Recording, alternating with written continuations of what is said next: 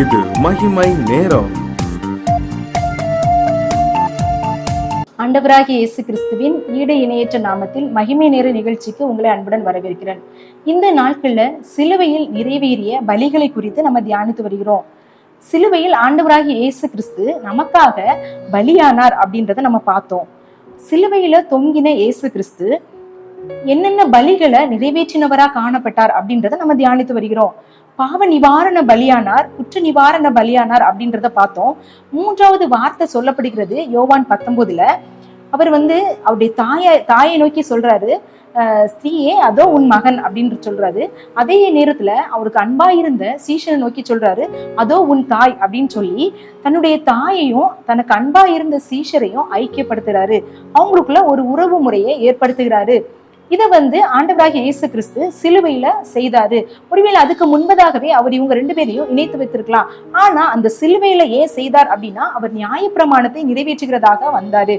இந்த நியாயப்பிரமாணத்துல என்ன பலியை இதன் மூலமாய் நிறைவேற்றினார் அப்படின்னு நம்ம பார்த்தோம் அப்படின்னா, லேவியராகமம் 3ஆம் அதிகாரத்துல சமாதான பலி அப்படின்ற ஒரு பலியை குறித்து நம்ம பார்க்கிறோம். இந்த சமாதான பலி எதற்கு அடையாளமா காணப்படுகிறது அப்படின்னா, ஆண்டவரோடு உள்ள கர்த்தரோடு உள்ள உறவை அவங்க பலப்படுத்துவதற்காக, ஐக்கியத்தை உறுதிப்படுத்துவதற்காக அவங்க சமாதான பலிகளை செலுத்தினாங்க அப்படின்றத நம்ம பார்க்கிறோம். இது அவங்க மாட்டு மந்தையிலிருந்து செலுத்தினாங்க அப்படின்னா காளையா செலுத்தலாம், பசுவா செலுத்தலாம். ஆட்டு மந்தையில இருந்து செலுத்துறாங்க அப்படின்னா ஆண் ஆடானாலும் சரி பெண் ஆடானாலும் சரி செலுத்தலாம் அப்படின்றத நம்ம பாக்குறோம். இங்க சமாதானத்துக்கு அடையாளமா, ஆண்டவரோடு உள்ள உறவை புதுப்பித்துக் கொள்வதற்கு அடையாளமா நான் உங்களோடு உறவு கொள்கிறவளா காணப்படுறேன் அப்படின்னு சொல்லி அவங்க வரும்போது, ஆலயத்துக்கு வரும்போது ஆண்டவரோடு உள்ள உறவுக்கு அடையாளமா இந்த பலியை செலுத்துகிறதா காணப்பட்டாங்க. ஆண்டவராகிய நமக்கும் ஆண்டவருக்கும் நமக்கும் உள்ள உறவு எப்படி காணப்படுகிறது அப்படின்றத சிந்திக்க நம்ம அழைக்கப்படுகிறோம். முதலாவது நம்ம பார்க்கும்போது, இஸ்ரவேல் ஜனங்கள் 430 வருஷம் எகிப்துல அடிமையா இருந்தாங்க. அவங்களுக்கு 400 வருஷங்கள் அவங்க ஆண்டவருடைய சத்தத்தை அவங்க கேட்காதவர்களா காணப்பட்டாங்க. அது அவங்களுக்கு ஒரு இருண்ட காலமாக காணப்பட்டது. ஆண்டவருக்கும் அவங்களுக்கும் உள்ள தொடர்பு இல்லாததா காணப்பட்டது. மோசேயின் மூலமா ஆண்டவர் பேசினாரு, அதுக்கப்புறம் அவங்களுக்கு தொடர்பு வந்தது. அதுக்கு அடுத்து பார்க்கும்போது நியாயாதிபதிகளின் காலத்துல சாமுவேல்ல சொல்லப்பட்டிருக்கிறது, 1 சாமுவேல்ல கர்த்தருடைய வார்த்தை அவங்களுக்கு அபூர்வமாய் காணப்பட்டது. அப்ப ஆண்டவரோடு உள்ள உறவு அந்த நாட்களையும் அபூர்வமா காணப்பட்டது அப்படின்றத பாக்குறோம். அடுத்து மல்கியா தீர்க்கதரிசிக்கு அப்புறமா மத்தேயு இந்த சுவிசேஷத்துக்கு இடைப்பட்ட 420 வருஷங்கள்ல ஆண்டவர் பேச இடைப்படும் போது கேட்கிறதற்கு ஆள் இல்ல. பேச ஆண்டவர் விரும்புகிறாரு, ஆனா கேட்கிறதற்கு ஆள் இல்ல. இந்த இருண்ட காலமாக காணப்பட்டது அப்படின்றத வரலாற்று ஆசிரியர்கள் குறிப்பிடுறாங்க. இந்த நாட்கள்ல ஆண்டவருக்கும் எனக்கு உள்ள உறவு எப்படி காணப்படுகிறது? ஆண்டவராகிய இயேசு கிறிஸ்து நம்மை படைத்ததான நோக்கம் ஆண்டவரோடு ஒவ்வொரு நாளும் நம்ம ஐக்கியம் உள்ளவர்களாக காணப்படணும். நம்முடைய வேத வாசிப்பு ஜெபத்தின் மூலமாக காணப்படணும். ஆனா நம்முடைய பாவமாகிய காரணங்கள் அவருக்கும் நமக்கும் பிரிவினை காணப்பட்டது. எபேசியர் 2ஆம் அதிகாரம் 13ஆம் வசனத்துல இருந்து நம்ம வாசிக்கும் போது, முன்னே தூரமா இருந்த நீங்கள் இப்பொழுது கிறிஸ்து இயேசுவுக்குள் கிறிஸ்துவின் இரத்தத்தினாலே சமீபமானீர்கள். பரிசுத்த ஆவியானவர் ஆண்டவராகிய இயேசு கிறிஸ்துவின் மூலமா நம்ம பரிசுத்தமாக்கப்பட்டவர்களாகவும் சமாதானம் உள்ளவர்களாகவும் ஐக்கியம் உள்ளவர்களாகவும் மாறணும் அப்படின்றத விரும்புறாரு. இயேசு கிறிஸ்துடைய இரத்தத்தினால நம்ம நம்முடைய பாவங்கள் கழுவப்படும் போது நம்ம ஆண்டவருக்கு சமீபமானவர்களாக மாறுவோம் அப்படின்றது எந்த விதமான சந்தேகம் இல்லை. அடுத்த வசனம் 14வது வசனம் சொல்லப்படுகிறது, எப்படி எனில் அவரே நம்முடைய சமாதான காரணராகி இரு திறத்தாரையும் ஒன்றாக்கி பகையாக நின்ற பிரிவினையாகிய நடுச்சுவரை தகர்த்து சட்ட திட்டங்களாகிய நியாயப்பிரமாணத்தை தம்முடைய மாம்சத்தினாலே ஒழித்து இருதிறத்தாரையும் தமக்குள்ளாக ஒரே புதிய மனுஷனாக சிருஷ்டித்து இப்படி சமாதானம் பண்ணி பகையை சிலுவையினாலே கொன்று அதனாலே இருதிறத்தாரையும் ஒரே சரீரமாக தேவனுக்கு ஒப்புரவாக்கினார். நம்ம பகையாளியா இருந்தோம், ஆண்டவருக்கு பிரியமில்லாதவர்களா இருந்தோம், பாவிகளா இருந்தோம். ஆண்டவராக இயேசு கிறிஸ்துவின் இரத்தம் நம்ம ஆண்டவருக்கு ஒரு ஒப்புரவாக்குகிறதா நம்ம காணப்படுகிறது.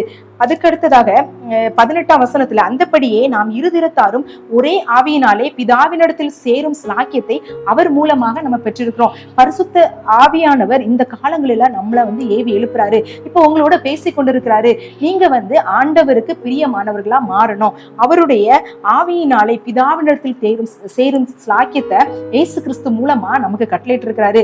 இந்த நாட்கள்ல ஆண்டவருக்கும் எனக்கும் உள்ள உறவு எப்படி இருக்கிறது, ஆண்டவருக்கும் உங்களுக்குள்ள உறவு எப்படி இருக்கு அப்படின்றத நம்ம சிந்திக்க அழைக்கப்படுறோம். எப்படி நம்ம ஆண்டவரோடு ஐக்கியமாய் இருக்கணும்? ஆண்டவர் சமாதான பலியை இந்த சிலுவையில நிறைவேற்றினார், அந்த சமாதானத்தை நமக்கு தந்தார் அப்படின்றத நம்ம பார்க்கிறோம். ஆண்டவரோட உள்ள உறவை புதுப்பித்துக் கொள்வதற்காக சமாதான பலியை அவங்க செலுத்தினாங்க. இந்த நாட்கள்ல ஆண்டவராகிய இயேசு கிறிஸ்துவுக்கும் நமக்கும் கடவுளுக்கும் உள்ள உறவை நம்ம எப்படி புதுப்பித்துக் கொள்ளணும்? இந்த வேத வசனங்களை நம்ம தினமும் தியானிக்கிறவர்களா காணப்படணும். அவருடைய வார்த்தை இது, அவர்தான் இது. ஆதியிலே வார்த்தை இருந்தது, அந்த வார்த்தை தேவனா இருந்தது அப்படின்றத நம்ம பார்க்கிறோம். யோவான்ல ஆண்டவருடைய வார்த்தை தான் இது. இயேசு கிறிஸ்து இந்த வார்த்தையை நமக்கு கொடுத்திருக்காரு. ஆண்டவராக இயேசு கிறிஸ்துவின் வார்த்தைகளை நம்ம தினமும் தியானிக்கிறவர்களாகவும் ஜெபிக்கிறவர்களாக இருக்கும்போது தான் ஆண்டவரிடத்துல உள்ள ஐக்கியத்தை நம்ம உறுதிப்படுத்த முடியும். இன்னும் அதிகமா இன்னும் அவரிடத்துல கிட்டி சேருகிறவர்களா காணப்படணும். ஒருவேளை நம்ம தூரமா இருக்கும்போது ஆண்டவருக்கும் எனக்கும் உள்ள இடைவெளி அதிகமா இருக்கும்போது நான் செய்யற பாவங்கள் எனக்கு கண்ணுக்கு தெரியாது.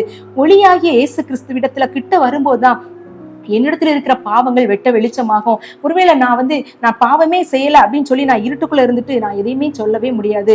ஆனா ஆண்டவராகிய இயேசு கிறிஸ்து ஒளியா இருக்கிறாரு. அவர் நம்மை சமாதான காரணரா நம்மளை இருதிரத்தாரே. நம்ம பாவமா இருக்கிறோம், ஆனா ஆண்டவர் நம்ம தூரமா இருந்த நம்மளை என்ன செஞ்சிருக்கிறாரு? ஒன்றாக்கி இருக்கிறாரு. அவர் மூலமாய் பிதாவினிடத்தில் சேரும் ஸ்லாக்கியத்தை நம்ம பெற்றிருக்கிறோம். இந்த ஸ்லாக்கியத்தை நம்ம உபயோகப்படுத்துகிறோமா?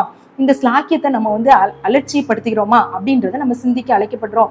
இந்த நாள்ல ஆண்டவரே, நீங்க எனக்காக சமாதான பலியானீங்க, இந்த உறவை நான் புதுப்பித்துக் கொள்ள விரும்புகிறேன், உமக்கும் எனக்கும் உள்ள உறவை நான் இன்னும் அதிகமா கிட்டி சேர நான் விரும்புகிறேன் அப்படின்றத நம்ம ஆண்டவருடைய சமூகத்துல சொல்லலாமா? ஒருவேளை நான் ஆண்டவருக்கும் எனக்கும் உறவு இருக்குது, ஆனா அது சரியா இல்ல, நான் ஆண்டவரோட தூரமா இருக்கேன் அப்படின்னா இன்னும் ஒரு ஸ்டெப் ஆண்டவரத்துல கிட்டி செய்யறதுக்கு ஒரு வாய்ப்பாக நம்ம இதை எடுத்துக்கொள்ளலாமே. நம்ம ஜெபிக்கலாம், ஆண்டவரே இன்னும் அதிகமா உம்மிடத்துல கிட்டி சேரும்படியான வல்லமை எனக்கு தாங்க அப்படின்றத நம்ம ஜெபிக்கலாம். அன்பின் பரலோக பிதாவே, இந்த அருமையான வேலைக்காக உமக்கு நன்றி செலுத்துற தகப்பனே.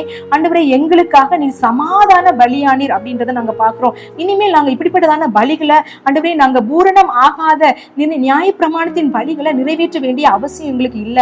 நீங்க எங்களுக்காக சமாதான பலியானீர், இரு திறத்தாரையும் ஒன்றாக்கினீர், பகையாகி நின்ற ஆண்டவரே எங்களை ஆண்டவரே பிதாவினத்துல சேரும் ஸ்லாக்கியத்தை ஆண்டவரே நீங்க எங்களுக்கு பெற்று தந்திருக்கீங்க. இந்த ஸ்லாக்கியத்தை நாங்க ஒவ்வொரு நாளும் புதுப்பித்துக் கொள்கிறவர்களாக எங்களை மாற்றுங்க. இந்த வேத வசனத்தை நாங்க அனுதினமும் தியானிக்கிறவர்களாகவும் இன்னும் அதிகமா உம்முடையத்துல நம்முடைய கிட்டி சேரிகளாக உம்முடத்துல உள்ள உறவுல நாங்க நெருக்கம் உள்ளவர்களாக மாறி எங்களை ஒப்பு கொடுக்கிறோம். எங்களுக்கு ஒரு விஷயம் நீங்க இறங்குங்க. இந்த லெந்து நாட்கள்ல எங்களுக்கு இப்படிப்பட்டதான அருள் காலங்களா நீங்க எங்களுக்கு கொடுத்திருக்கீங்க. இந்த நாள்ல நாங்க இன்னும் உமக்குள்ள உறவுல நாங்க புதுப்பித்துக் கொள்ள எங்களை ஒப்பு கொடுக்கிறோம்ப்பா. ஆண்டவரே, நாங்க உமக்கு பிரியமாய் வாழ எங்களை ஒப்பு கொடுக்கிறோம், எங்களை தாழ்த்துகிறோம். நீங்க பெருகுங்க, நாங்க சிறுகும்படியாக நாங்க ஜெபிக்கிறோம். துதிகன மகிமை உமக்கு செலுத்துகிறேன். இயேசுவின் மூலம் ஜெபம் கேளு நல்ல பிதாவே, ஆமீன். தேவன் தாமே உங்களை ஆசீர்வதிப்பாராக.